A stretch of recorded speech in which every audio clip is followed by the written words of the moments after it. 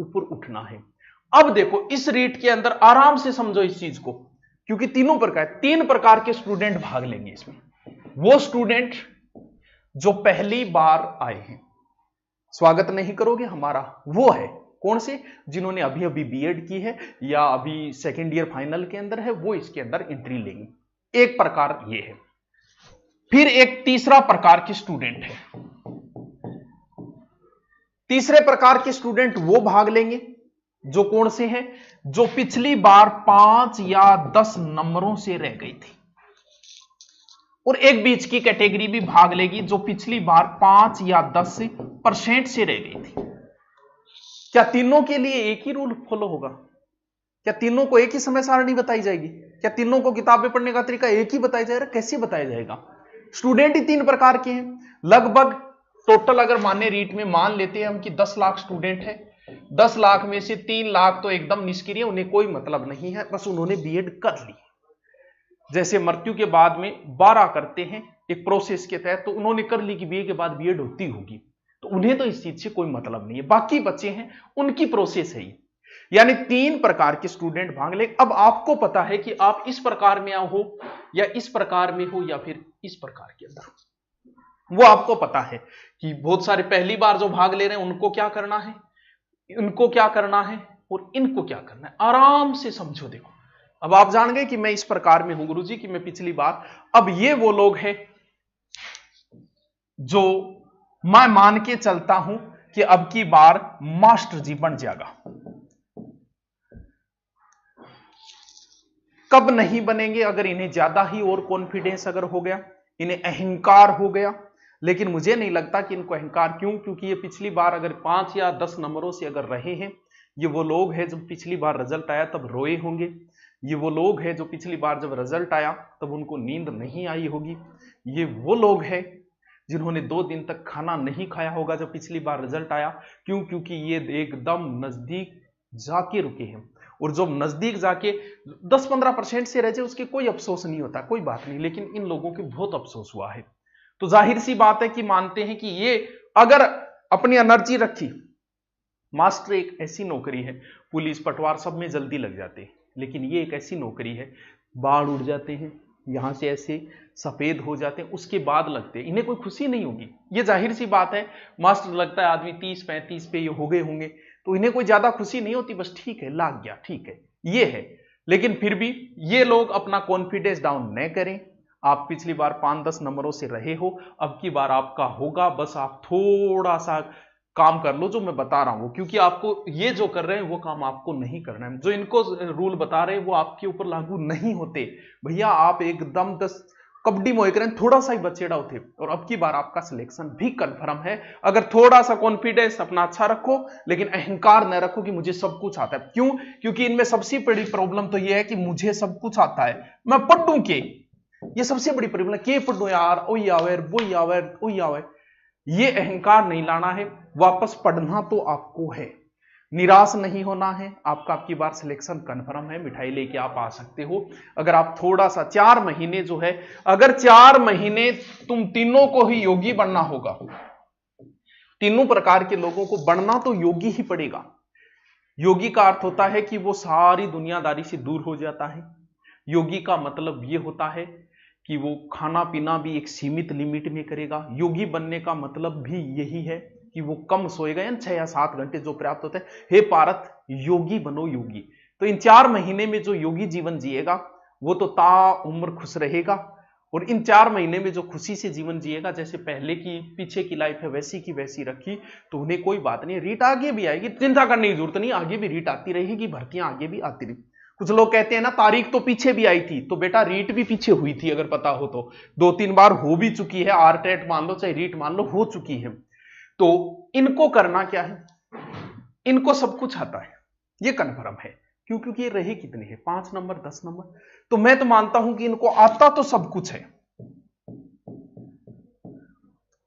कई बार क्या होता है, हम पुरानी किताबें बहुत बार पढ़ चुके होते हैं, तो कई बार नई गाइड लाए तो उसमें थोड़ी रुचि हो जाती है। तो आप कर सकते हो कि आपके पास पुरानी किताबें सब रट ली, तो कोई नई अगर लाके रहो, रुचि पैदा हो, तो आप ऐसा भी कर सकते हो। कौन सी? ये तीसरी कैटेगरी वाले जो 5 या 10 नंबरों से चूक गए थे। आपको जरूरत है तो सिर्फ और सिर्फ एक्सरसाइज की, किसी चीज की जरूरत नहीं। मैं आपको क्या ज्ञान दूं यार, तुम लोग सिलेक्शन के नजदीक पहुंचे, आपको क्या ज्ञान दूं? आपको ज्ञान कोई नहीं दे सकता। क्यों? क्योंकि आप मास्टर हो।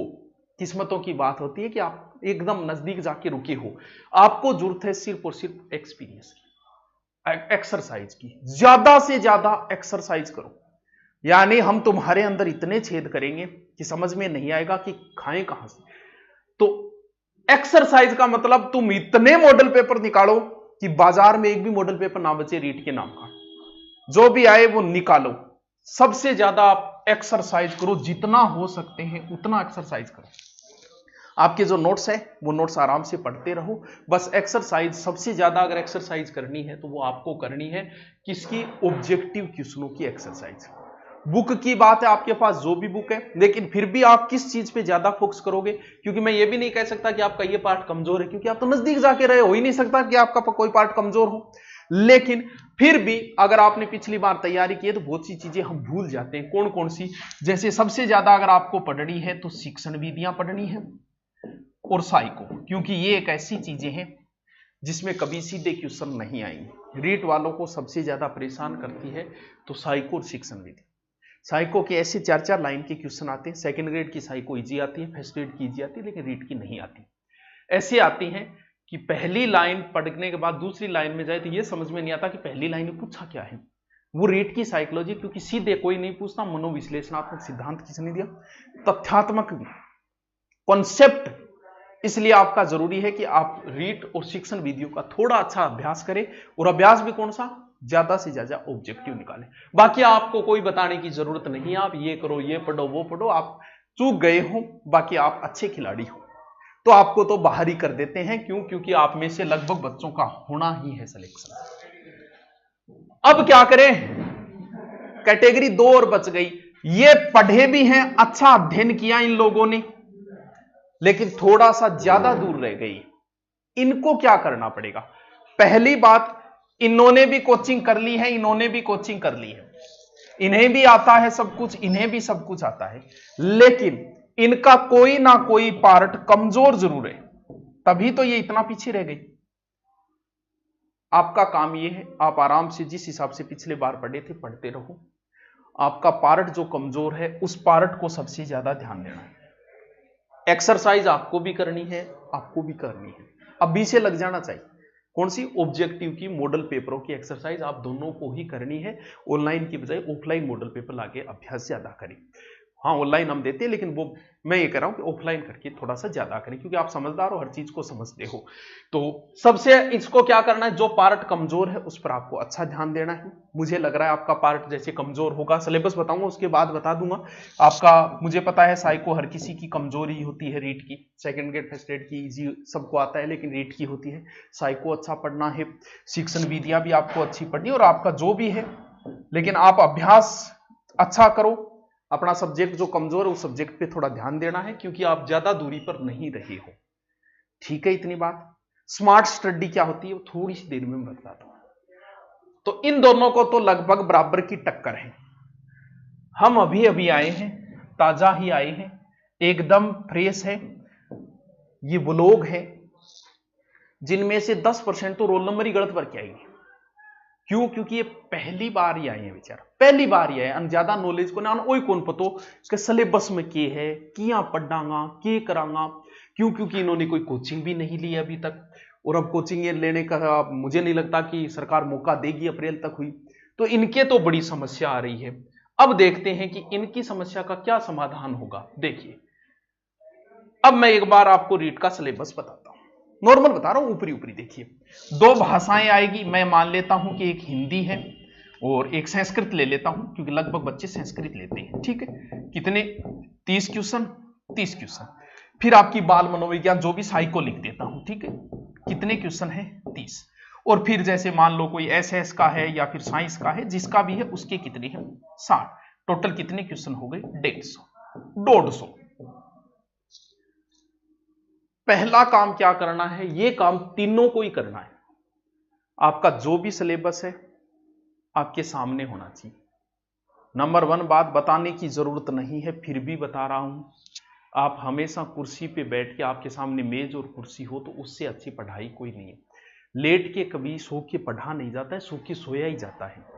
ऊंट की तरह सोएगा और सो के पढ़ा होना कद्दी याद करें, क्योंकि रीट का सिलेबस ही ऐसा है कि आप सो के पढ़े। हिंदी में अभ्यास चाहिए, संस्कृत में अभ्यास चाहिए, अगर आप साइंस के हो तो मैथ में अभ्यास चाहिए, तो आप सो के पढ़ कैसे रहे? मेरे तो ये समझ में नहीं आया। सो के क्या होता है, अगर थकावट आ गई, थोड़ा सा 1 घंटा पढ़ रहे हो, फिर थकावट आ गई, तो उसको रिवीजन करते समय थे